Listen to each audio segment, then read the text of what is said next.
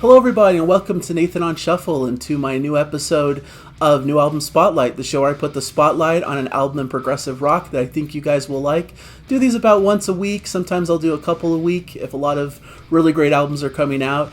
So if you're interested in new album recommendations, this is the place to be. I really love doing it, and hopefully you guys like the content here and the suggestions that I have for you. Today I have a really cool one. A quick recommendation for you guys. This is the artist Benjamin Croft and his album We Are Here to Help. This is a really cool album that I've been really loving and enjoying. Benjamin Croft is an artist that I'm less familiar with. I believe he's come out with a couple albums, but he's an accomplished British keyboardist, producer, and composer who's heavily inspired by progressive rock luminaries such as Rick Wakeman and Keith Emerson. And on this album in particular, he's assembled an all-star cast of musicians to play what I would consider somewhat of a symphonic prog and / jazz fusion hybrid that features a lot of excellent playing, some top-tier production, some great instrumental workouts throughout the track list, but also some vocal spotlights by a couple of really excellent vocalists as well. So it's a really great ride of a record if you are into the jazz fusion world at all, and you like some sprinklings of that classic symphonic prog style, and a little tiny bit of the heavier metal vibe in certain places, but nothing ever too overwhelming, nothing too over-the-top heavy, but just adding a little bit of a crunch and an edge to some of these tracks that's very well appreciated, for me at least. I just thought this was a really fun listen through. Every track has something interesting and cool about it.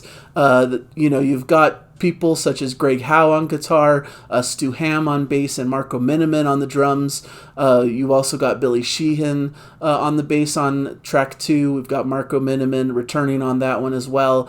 Jeff Scott Soto does a vocal performance. The title track is where he sings, as well as the final track, She Flies Softly On, which is more of kind of a power ballad feel, but still with their signature prog and jazz styles in the mix as well. So yeah, the opening track, The Age of Magrathea, is just really cool symphonic prog jazz fusion with some varied keyboard parts, but also a chance for guitar, drums, and bass to shine as well. I like Benjamin Croft's style and how he doesn't just hog the spotlight, even though he's excellent and plays all kinds of different keyboards and has so many cool sounds and solo spots, but he also gives room for the other guys to shine. There's lots of cool guitar solos, great bass moments, clever drum playing.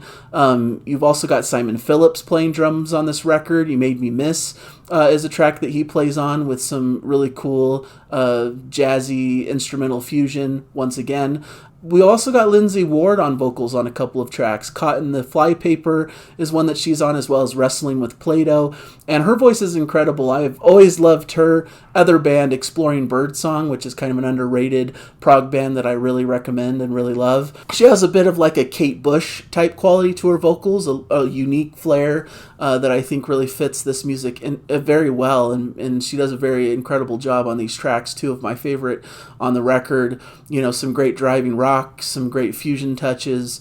I think it's a great balance, especially like on Caught in the Flypaper, where you have these really cool melodic sung verses by Lindsay, but then they move into this more rocking, exciting, upbeat kind of section to balance it out and give you both sides of the coin. So there's so much great playing here. There's a lot to dive into if you're a fan of this style.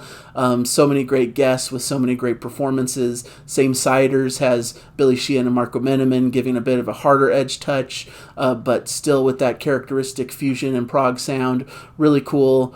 Lower Moat Manor is really cool, some sick grooves, some killer playing, moves from fast-paced rockier moments to a bit of a laid-back feel, especially in the guitar works.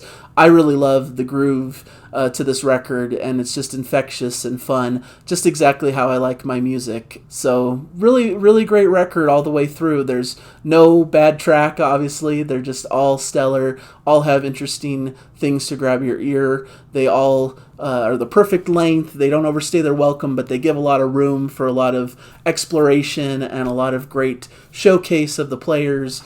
And I like the balance between the singing tracks, but also some really fire instrumentals that are just a joy to listen to. And so I really recommend this record, especially if you have that proclivity towards the jazz fusion angle. I think this could be right up your lane. If you like any of the players that I've mentioned, they all give excellent performances. And Benjamin Croft just is the glue that holds it all together, and his excellent performance on the keyboards and his touch on the production and everything else just makes this a really standout release and super professional and one of the best that I've come across this year. So definitely check it out. High recommendation. I think most of you watching this will really dig this to some level at least. And it's just a lot of fun. And I'd be interested to hear your thoughts. If you've heard this record before, I'd love to know what you think of it in the comments section. And just thank you guys for watching me and for watching these recommendation videos. And I'm sure I'll be back next week with another cool recommendation for you guys. So thank you guys, and I'll catch you in a future episode. Bye, everybody.